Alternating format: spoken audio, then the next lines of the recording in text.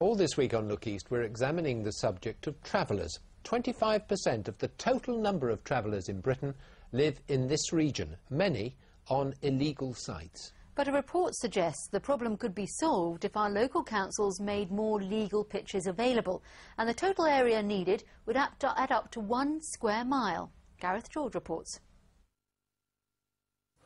These days, some travellers don't seem to do that much travelling.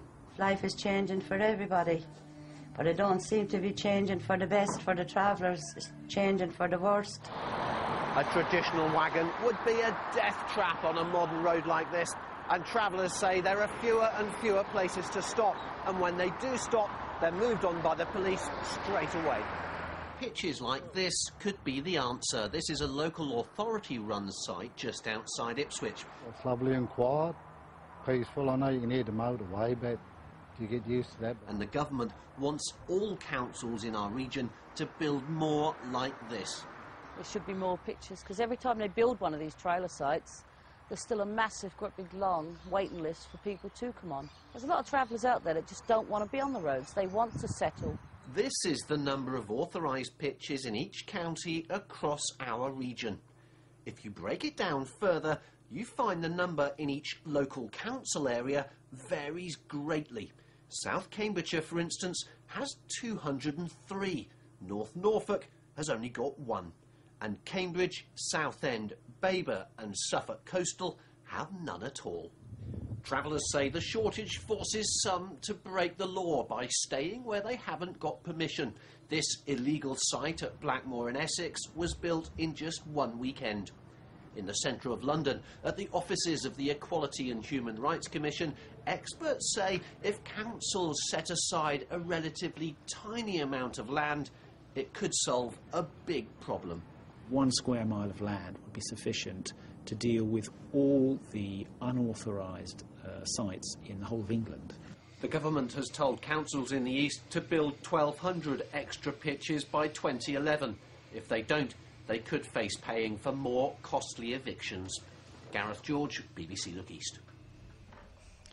The countdown has truly started to London 2012, and between now... Oh, yes, we'll need a lot of it. Between now and the Games, we'll be keeping a close eye on some of the region's athletes who are hoping to compete. Tonight, 2 teenagers from Essex training to play a part on the biggest stage in the world. London.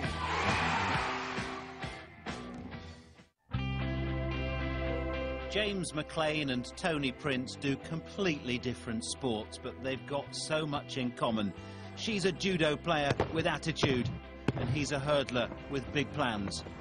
They both live in Essex, the garden of the Games, and both of them are dreaming of London 2012.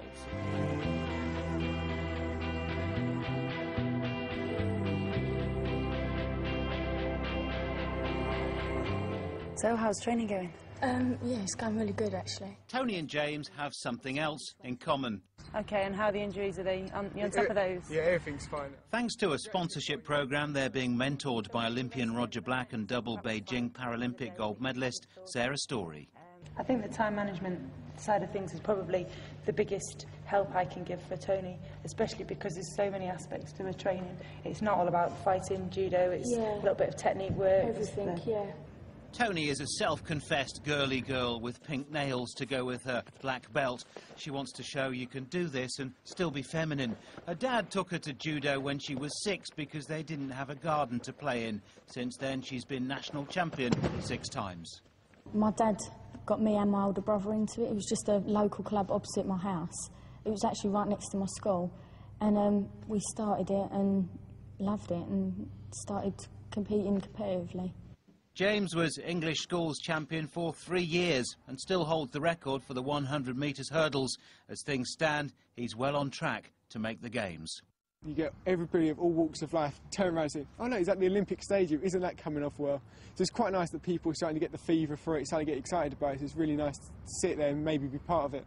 They're almost neighbours, these two, and they live just 30 minutes from the stadium. Just 30 minutes and less than 3 years away from the biggest home match they'll ever play.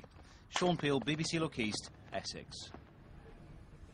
Now, how many times have you heard this? Our high streets are starting to look very much the same. Too many chain stores, not enough independence. But in one corner of Luton, the traditional high street has survived. Sort of. Nikki Jenkins has this report. A typical 1960s high street. Today, Bury Park couldn't look much different. But look closely, much remains the same. Greengrocers, butchers, dressmakers, they're all here. The thing is, when we look at Bury Park, we're often looking the other way. This cash and carry is right next door to the mosque firebombed early this year, and it's one of the biggest in the home counties, with thousands of lines on offer. We guide them, we show them, maybe we explain them sometimes how to make what. Even somebody come and they want to make curry, we will spend time to explain, to show them how to do it. Leroy Jenkins is typical of many. He'd avoided the area until he began building a website promoting Bury Park business. The prices are cheap, and basically anything you would need is here. And obviously, you know, it's different. It just makes a change from shopping in the normal shops.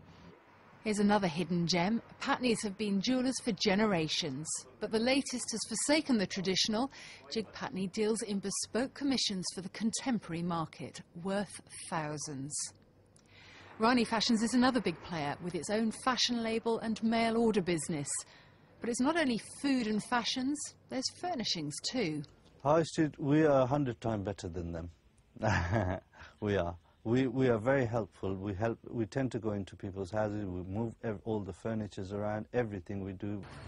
Just like the high street, shopkeepers here complain about the poor parking and the effect of the economy. Unlike the high street, though, you won't see any boarded up shops here. Which must mean they're doing something right. Luton's first fair trade coffee shop opened here this summer, and this shoe shop is also new. Just come and have a look and then you might enjoy it. Yeah, I can't see anything scary about Bury Park at all. The flavour is undoubtedly Asian, but for those who like a bit of variety, the rewards can be sweet. Nikki Jenkins, BBC Look East in Bury Park. It is a fantastic place to go. Have you been? No, I've never been to Bury Park. It looks great. And just clarification on the rail strike tomorrow. National Express have confirmed there will not be an hourly service from Norwich to London Liverpool Street, but there will be 3 peak time services in the morning at 5:40, 6:40 and 7:40. The other services will run to Colchester. Check the National Express website for more details. Check Julie for the weather. Well, today for some